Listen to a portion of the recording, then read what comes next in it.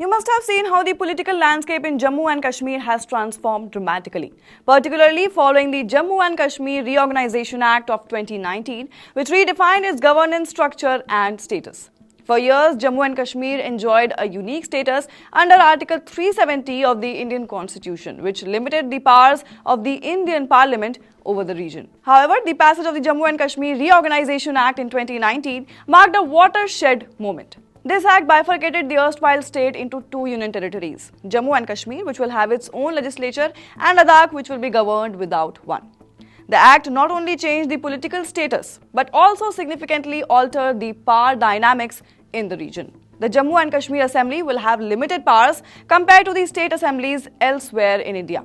This is because historically, under the instrument of accession, the Indian Parliament could legislate only on defence, communications and foreign affairs. However, the new framework diminishes these special provisions. Previously, the Jammu and Kashmir Assembly wielded considerable authority over a range of subjects, unlike other states where Parliament had broader legislative reach. Now, under the new regime, the Assembly's jurisdiction will be confined to state list matters, excluding public order and police.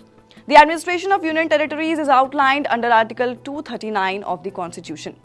The Lieutenant Governor, that is LG, plays a pivotal role, acting as the President's representative. With the 2019 Act, the LG's powers have expanded significantly, placing him above the Legislative Assembly in crucial matters.